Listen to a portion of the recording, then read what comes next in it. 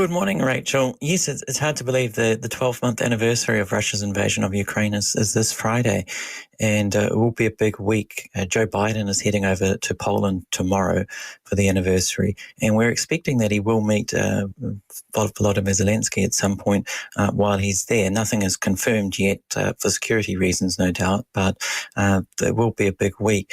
But sadly, I don't think an end to the war is in any way imminent. Both sides are very much digging their heels in. Russia is sending in tens of thousands of new mobilized troops for their new spring offensive. And on the Western side, I think there's still a continued resolve. Remember, many NATO countries have sent in new tanks. Ukrainian soldiers are being trained how to use them at the moment.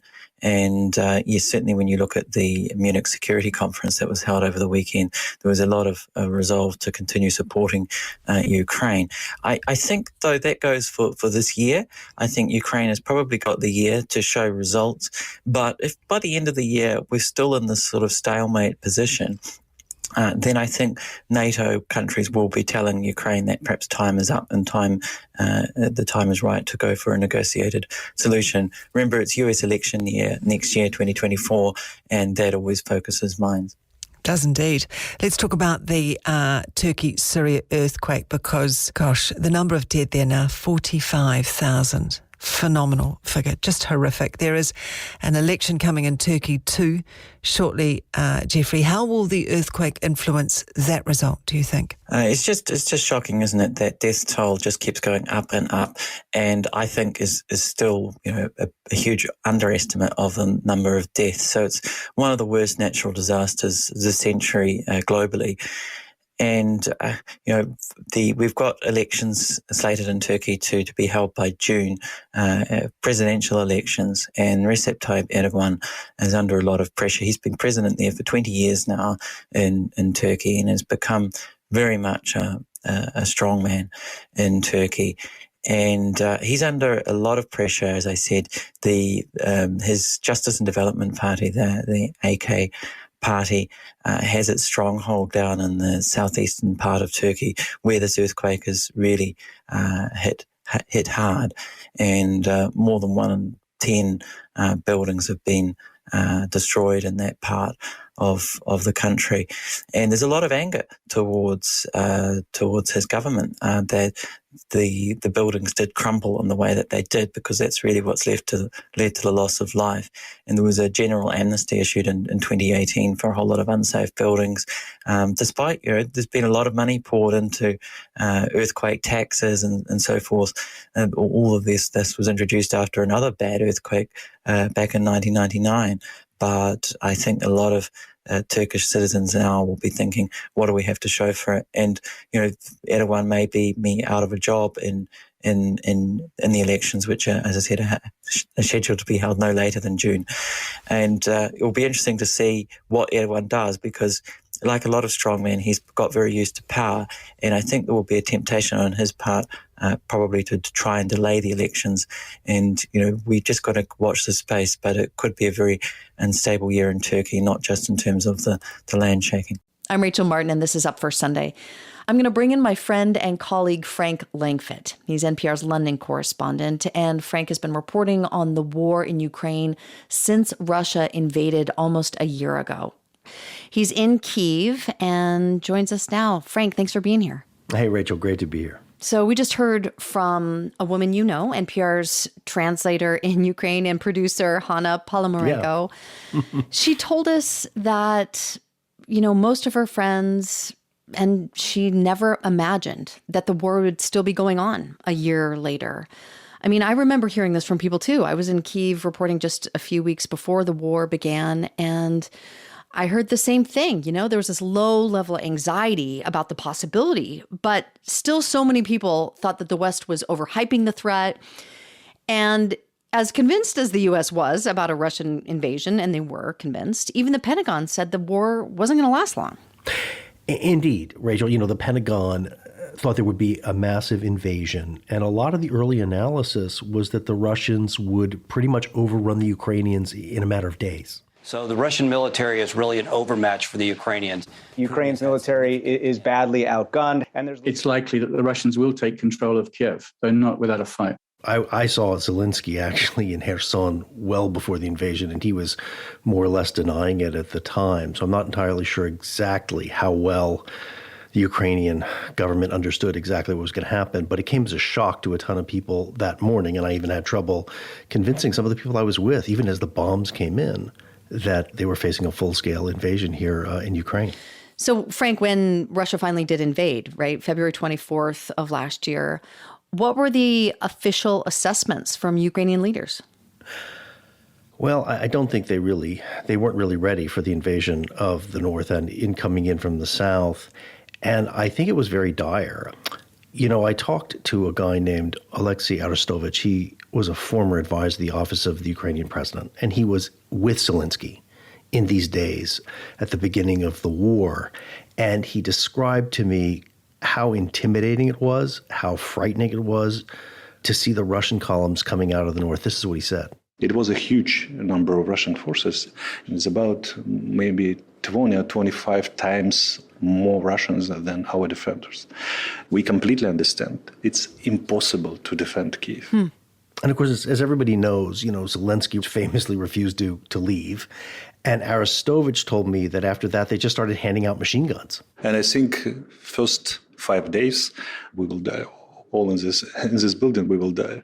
I mean, there was global concern over this, right? That President Zelensky was going to be killed in a strike or assassinated. Yeah, and let me tell you a story I've never been able to tell on the air before. I got here about 10, 12, at least 2 weeks before the invasion.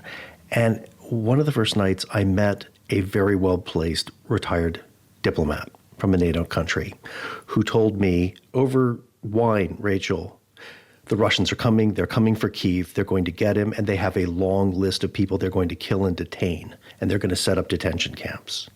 I could never confirm that, but that was kind of what we were stepping into, some of us as journalists who were beginning to get this information. And sure enough, that was all entirely true. And this man that I was talking to, within a couple of days, he was in Poland. Wow. So, as we all know now, Russian forces never really made it past the suburbs of Kyiv. No. What happened? What went wrong for them? What went wrong was that President Putin did not tell the Russian soldiers up in Belarus, north of Kyiv, that they were there actually preparing to invade Ukraine. They thought they were just there for training exercises, so they were not ready. And they only got word 24 hours before they launched the invasion. And that meant that they weren't really prepared psychologically or operationally. So as they headed south, they ran into all kinds of problems because they hadn't really planned or thought about this. And I was talking to Jack Watling. He's at the Royal United Services Institute in London. He's a very good analyst of the war. And he gave this example of the kinds of things that were happening. Platoon commanders were basically told, drive down that road until you get to X. Well, they didn't know where X was, especially since the Ukrainians are pulling down the street signs.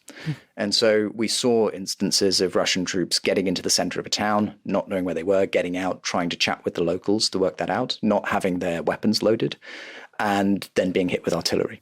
And Rachel, I should mention that a lot of them had come from Siberia, and they were relying on maps that they picked up in Siberia that were from the 1980s. So they didn't have a lot of these towns on the map. So they didn't quite necessarily know where they were. And they literally got out like you're asking for directions if you're just trying to get to the beach or something. Only it was the beginning of a massive war in Europe. Now, I think the Russians, here's what their thinking was. They figured, listen, we can do this in 72 hours. We'll get him. We'll install a puppet. And it'll be too fast for the United States or the European Union or NATO to get together and do anything. And it'll be a fait accompli. Of course, as we all know, everything fell apart for the Russians. And the longer it went on, and especially as we saw the killings in Bucha, people being shot in the head, ordinary civilians with their hands tied, what happened basically in Europe is people were absolutely outraged. And so they came together at NATO, at the European Union, in ways that I think Putin never imagined. Okay, but Frank, why did Vladimir Putin assume that the West was going to be divided, that Europe and the U.S. were not going to approach this in the same way? I mean, in fairness to him, he'd seen some examples. I mean, let's take Crimea. 2014, the Russians invade Crimea, take it over without firing a shot, and the West didn't really do much. I mean, honestly, he got away with it. Then with Afghanistan, the American retreat, that showed a lot of divisions between NATO allies. number of NATO allies in Europe were very angry with the way that the U.S. just walked away and did it so quickly. And then the fact of the matter is the European Union, it's 27 members with many different agendas, and it's awfully hard to unify them. I've covered Brussels off and on for a number of years, and they're famously hard to get together because each country has, they're different. They have different agendas. The resilience that we all witnessed on the part of the Ukrainian people, right? It was just such this natural story of this underdog against Russia, just the public story of what was happening there. Did that serve to generate more actual support from the U.S. and Europe? Rachel, absolutely. Okay, so from talking to Ukrainian commanders, they told me that before the war, when they were asking for weapons, they even had private conversations, and the effective answer was, we think you're just going to lose them to the Russians anyway. I mean, that was it. So that's very painful for them to hear. It wasn't a good investment. They couldn't imagine that. No, they just thought it was going to be like Afghanistan. It's like, okay, we give you all these weapons, they're going to end in the hands of the enemy. It's going to be one more big embarrassment for the Americans and for NATO. But what you saw, and I remember it so distinctly, as the missiles were coming in the first day, people came out of their homes and they came to defend their country, and they lined up in community centers to get weapons, even if they had no training whatsoever. And the Russians did very poorly, and the Ukrainians really overperformed. And I don't want to put this too crudely, but really, honestly, what happened is the Ukrainians earned those weapons. They surprised NATO, they surprised the Pentagon, and there was a certain realization, oh my God, these guys they're stopping the Russians. Right. They're stopping them in the suburbs. And so then what you saw was this almost unprecedented flow of weapons, really mostly coming out of Poland, in these trucks to Kyiv and beyond and down to the south. And so really, I mean, in a lot of ways, this was aid that was based on the performance that, NATO and the United States saw on the battlefield. I was talking with David Quarry. He's Britain's ambassador to NATO in Brussels. And this is kind of the way that he put it. First of all, people have seen the Ukrainians succeeding and paying an enormous price to defend their country, to defend their freedoms. And secondly, people see the absolutely horrific cost that Russia is imposing on Ukraine at the moment. All right. So the West decided that the Ukrainians had earned this military support. But, what kind of time frame is this commitment? We're now a year into the war and Russia hasn't let up. How long can Ukraine's military supplies hold out? Yeah, this is a big question. It's a question on the front lines. It's a question in Brussels that I've talked to both soldiers as well as officials at NATO about. I'll give you an example. Based on public data, Ukraine has been firing 155 millimeter artillery shells so quickly that it would wipe out Britain's entire stock of that ammo in about 8 days. Wow. So this is happening at an extraordinary rate. Jens Stoltenberg, the Secretary General of NATO, talked about this earlier this week, and he basically says, arms makers really need to expand production. Not least, they need to provide more ammunition and also how to ramp up production and strengthen our defense industry to be able to provide the necessary ammunition to Ukraine and also to replenish our own stocks. And Rachel, let me just give a couple of examples of conversations I had recently in Brussels. I was talking to the Estonian ambassador at NATO. They have been sending howitzers and javelins even before the war, and they've already devoted 40% of their defense budget to Ukraine. So that gives you some sense of the pressure that it's putting on NATO allies. Germany's ambassador told me that his country's warehouses are pretty empty. Others said, and he said this as well, they're particularly worried that Ukraine could run short of surface-to-air missiles. These, as we all know, are really important for shooting down Russian drones and missiles. And so far, amazing fact in this war is the Russians have never been able to get air superiority. If that were to happen, it would really change the battlescape. So what does this say about the degree to which Europe is prepared for a big land war like this? I mean, did they not have enough tanks, fighter jets, and other military armaments in these NATO countries to begin with? Yeah, so simply put, nobody saw a land war in Europe in 2022. Yeah. After 9/11, everything was focused on a war on terror, which meant all these heavy weapons production lines in Europe, a lot of them closed down because there was no demand for those weapons. And it was more focused on small arms and small units operating in places like Afghanistan. And so now you have basically tremendous demand on the front lines in Ukraine and not nearly enough supply to meet that. So what are they doing about that? I mean, have they considered it a worthy enough investment to increase production of tanks and jets and all the stuff? Of course. And everybody knows this in Brussels, and they talk about it all the time. The problem is we're talking about particularly sophisticated weapons like missiles. It can take 2 months to produce a missile. And the other thing is you don't have the production lines to do this. So the nub of this, Rachel, is NATO allies saying, we need all these weapons. And some companies saying, okay, but we need multi-year contracts. It's going to cost us a lot of money. And I think in the back of their mind, the companies are like, well, what if there's a ceasefire? And they worry about how much investment to make. So this also then becomes kind of a business model question as well. Peace is bad for business? Is that what you're telling me, Frank? I mean, this is how it works. I mean, it's not surprising that this gets incredibly complicated because, again, no one saw this coming. And so now what you have is NATO allies getting together and trying to pool their requests to make it easier and more financially viable for different companies to reopen production lines and to also be able to produce a lot of the same weapon. Because, every NATO ally has some different weapons, with the exception of things like the Leopard tanks. So if NATO's running out of military equipment, what about Russia? Is Russia running out of the equipment it needs to fight this? Yeah, both sides are under a lot of pressure. And one thing that is good for Ukraine is that Russia is still quite corrupt and very dysfunctional in terms of its supply chains.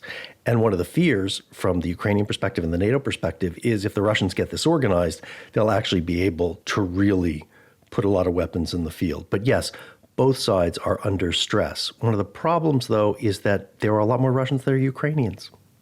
Yeah. And that's a fear that I hear when I'm out deep in the Donbass. So tell me about that, though.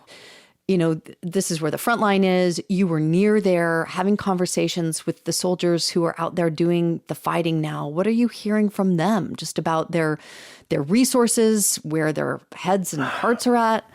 So they say ammunition's always a bit of a problem to varying degrees. Their real concern, and I just had a conversation with two very thoughtful recon officers who've been fighting since 2014.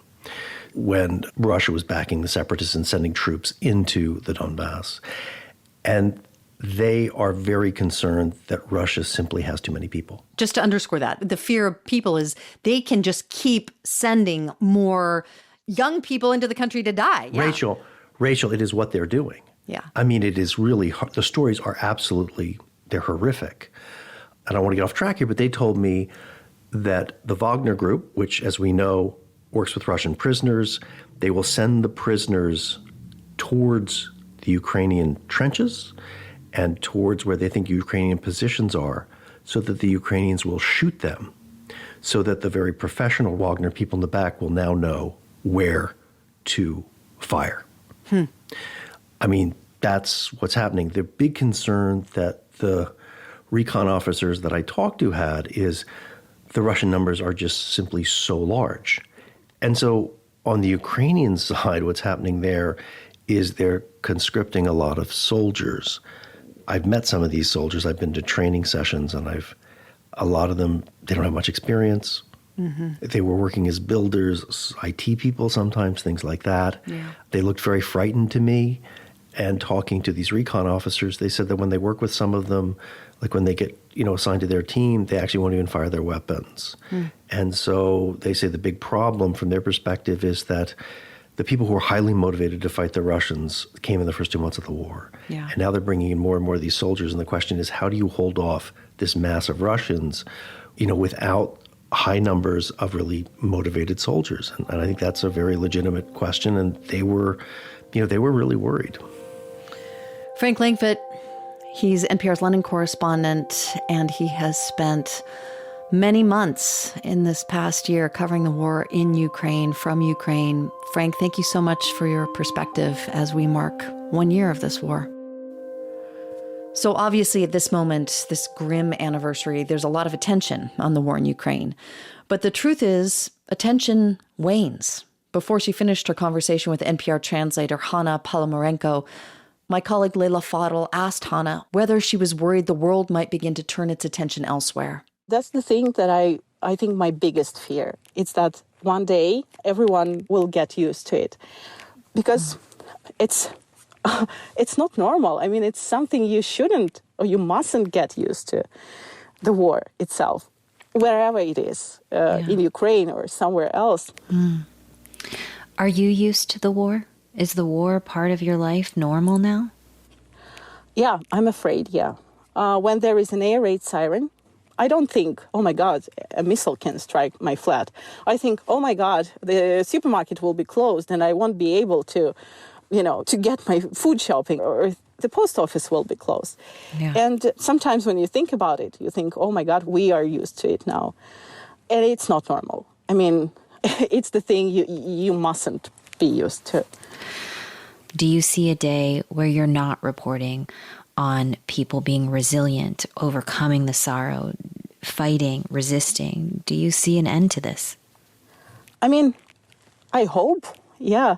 I can't see it clearly, because after 11 months, almost a year since it started, we've learned, I think all Ukrainians, not only me, not to make any plans. So, of course, it is hope, but the hope is different from a plan because you do not know when it happens or how it happens. And I do believe, I have no doubts that the day of victory will come.